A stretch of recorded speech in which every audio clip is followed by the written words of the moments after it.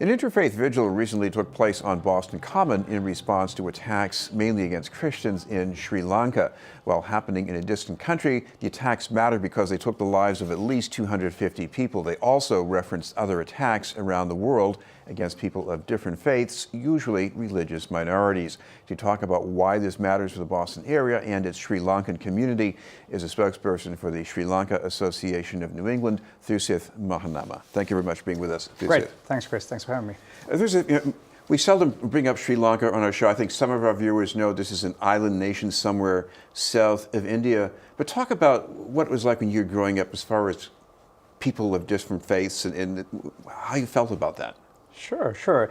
Yeah, so as you said, Sri Lanka is a little island south of India. We're about 22 million people, little size of West Virginia, so to speak, to put things in context.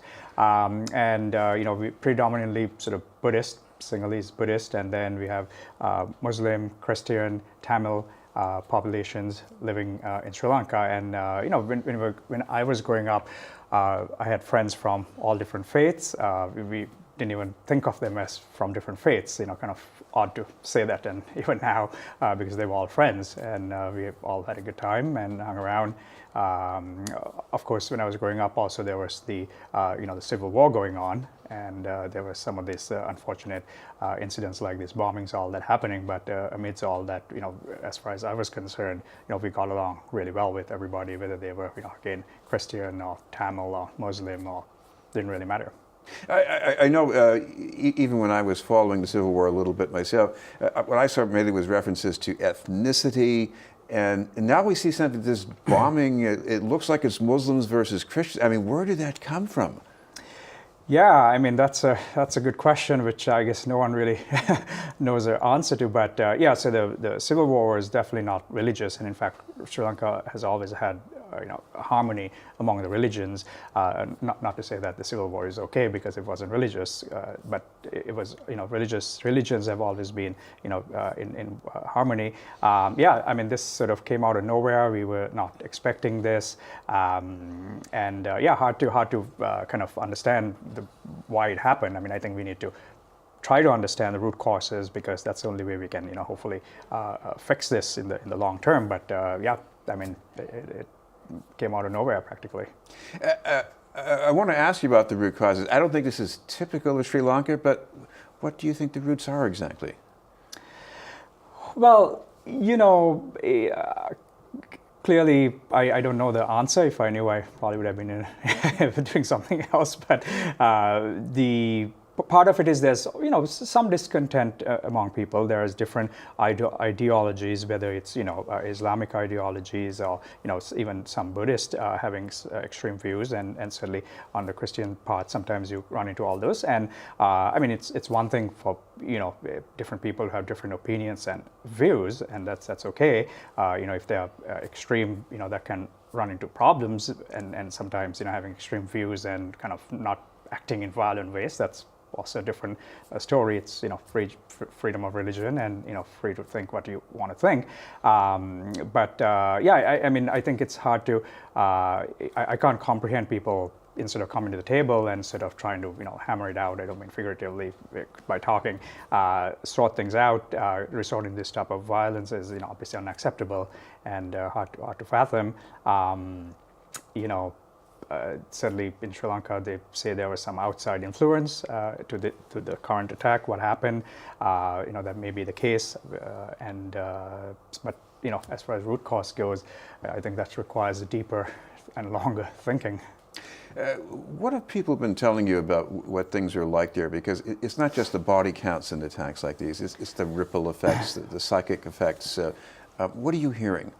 Oh, absolutely. I mean, so I think there's sort of two fronts, right? There's overall people being worried about safety and security, and especially when ongoing alerts happen saying that something like this could happen again any moment. There are still people out there plotting stuff, so there's I think an overall concern for security and safety. And also let's not forget the Muslim population, who's also worried for now a different reason, or probably two reasons. One is they too can be in the middle of this, because things can happen anywhere, but more importantly about potential backlash against them when things like that happen. So those are kind of the two tracks of sentiment, at least I'm hearing. I guess to a lesser degree, not a lesser degree, but a third might be sort of why this happened. There's obviously talk of the intelligence warnings and so on and so forth, why action weren't taken, and so on and so forth. So I think there's primarily two tracks of kind of more fear, being careful, being worried, and then third, almost searching for answers. One, root cause, but also why certain intelligence reports and all that may not have been acted on. That's what I'm hearing. This is BNN News, and we're talking with Thusith Mahanama from the Sri Lanka Association of New England. This is one of the other things that you're doing here with the organization is you're trying to help people back in Sri Lanka survive what happened. Tell me a little bit about the fundraising effort.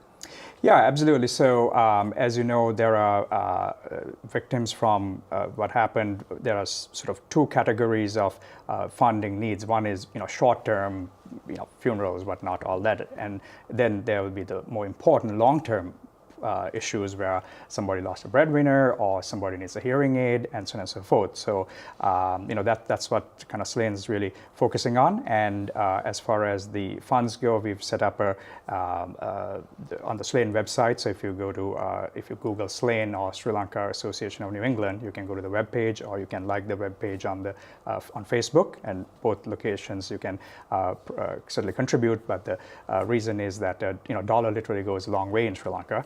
With the exchange rate, so every dollar that people will contribute will really go a long way to help, again, in the long term, the repercussions of these that will come out when people forget this in the news, and when the news dies down, don't forget people have to live with this, or the people affected have to live with this for the rest of their lives.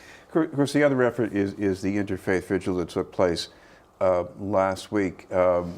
Why have an event here? What did you hope to accomplish with that? So multiple things. I think the main reason was to solidarity, show support, say that though we are not in Sri Lanka and thousands of miles away, we care. We are thinking about all the people of Sri Lanka. That's one. And on a broader sense, also there's a Christian community all over the world, and some people felt that this was sort of a hit or an attack on the broader Christian community as well. We wanted to make sure that that was communicated, that we are in solidarity with everybody, and also at the vigil we also had a representative imam from the Muslim community speak, and also to show that it's not this is not, every Muslim is not like this. Just because some people decide to be violent and act, it shouldn't be we shouldn't sort of take a broad brushstroke against the whole community. So it was multiple angles, I guess. Of course, another angle of this, whenever something happens on the Common, it ends up on social media, and again, on the other side of the ledger in social media, you have the terrorists putting out their content. Is this also about making sure that you get the message out on social media too? I don't think it's a message out on social media per se was any intent. I mean, I think social media is just another channel to get the message out, but we certainly wanted to get the message out, saying that this is not acceptable. We will not tolerate this. We're going to stand tall, stand shoulder to shoulder with everyone who is affected and who's, again, from all multiple communities, including, like I said, the broader kind of the Christian community, who certainly sort of read into this as something bad for the whole community. We should mention that if anybody would like to find out more information about the Sri Lanka Association of New England, you've got some place online where they can pursue that? Yes, the website is the place to go to. And again, I think the easiest thing to do is to Google Slane or Sri Lanka Association of New England, SLANE. Thank you very much for the spelling. Thusith Mahanama from the Sri Lanka Association of New England. We'll have more news in just a moment.